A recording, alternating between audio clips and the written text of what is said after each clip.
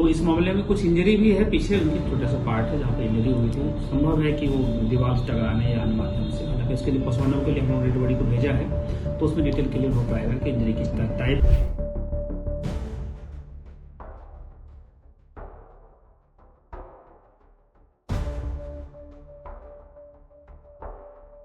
तो एफएसएल की टीम को भी हम लोगों ने बुलाया था। एफएसएल की टीम भी आई है, उसका घटनास्थल निरीक्षण किया है। निरीक्षण करने के बाद हम लोगों ने डेड बॉडी को पोस्टमार्टम के लिए भेज दिया है। पटना में मजदूर दिवस के दिन एक बहुत ही दुखद घटना सामने आई है, बता दें आपको, जिसने सभी को हिला कर रख दिया है।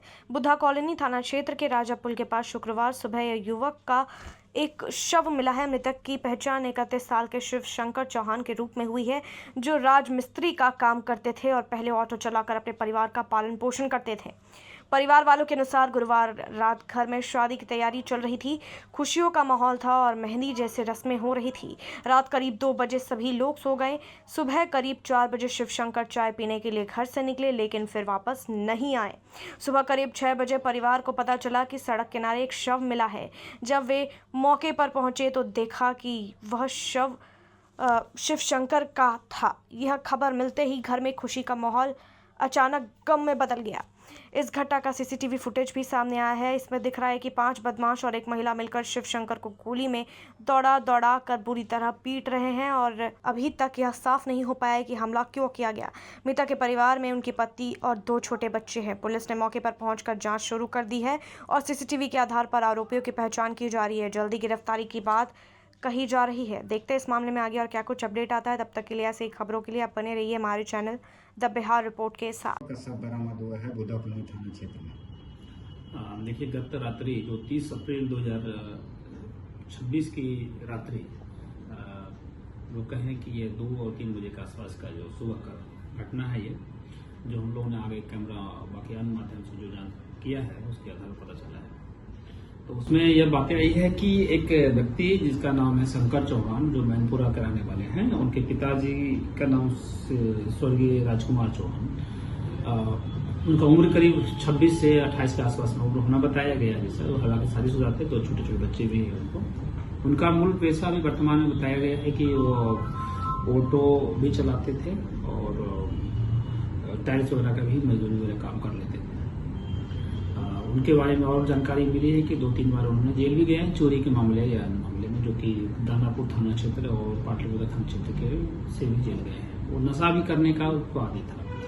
तो कल रात्रि में ही वो कहीं गए हैं और किसी मोहल्ले में, जो कि मैनपुरा के सिर्फ इधर बुद्धा कॉलोनी थाना क्षेत्र का जो एरिया है, उस एरिया में उन्होंने एंट्री किया था। एंट्री करने कैमरा या अन्य माध्यम से जो पता चल रहा है वो कि किसी को व्यक्ति उसको खदेड़ते हुए आ रहे हैं, तो दिखे हैं उसमें। उसके बाद रोड पर चले आए, वहाँ पर जाकर किसी से टकरा के गिर गए हैं और गिरने के बाद वहीं गिरे रह गए। उस समय किसी के द्वारा उनको प्राथमिक उपचार या अन्य माध्यम से नहीं दिया जा सका। पुलिस को जानकारी भी नहीं मिल पाई थी। पुलिस को जानकारी सुबह मिली जब उन्होंने घटना हो गई, मतलब उनकी जो घटना डेड बॉडी मिली थी, तो जानकारी मिली पुलिस, तो पुलिस पहुंची है।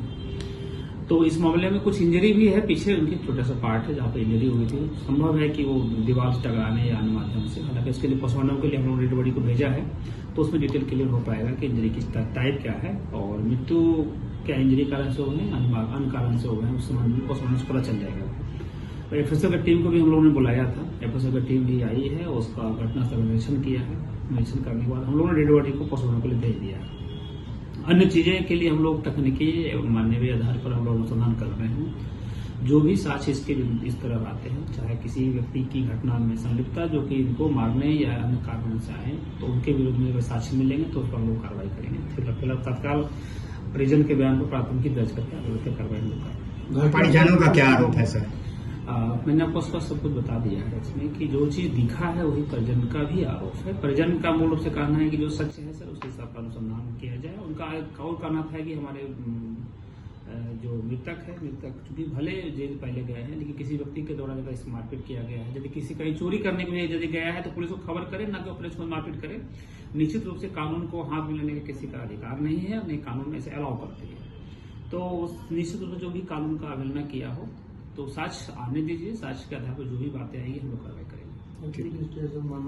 प्रथम दृष्टया संदेहास्पद स्थिति में इनको मृत्यु हम लोग मानेंगे, लेकिन जब तक इनकी स्थिति हम लोग अन्य साक्ष्य के माध्यम से स्पष्ट नहीं हो तो कहना जरूर जहाँ पर बॉडी मिला वहाँ पर कुछ वस्तु मिली, कुछ सामान? जहाँ डेड बॉडी मिला है वहाँ पर चूंकि जो दीवार है, दीवार में से अपने से चूंकि कैमरा में आया है जी। कैमरा में सब चीजें आए हैं कि दीवार में टकराए हैं, लेकिन पीछे से खदेड़ते हुए भी लोग आए, ये भी चीज दिखे तो स्पष्ट है। इसमें कुछ बातें हम लोग इसमें पहले साक्ष्य इकट्ठा कर ले और भी चीज कॉर्पोरेट कर सकते हैं तो उसको हम कर लेते हैं। आफ्टर जो भी फैक्ट आएगी इसके आधार पर हम लोग कार्रवाई करेंगे। ठीक। Thank you.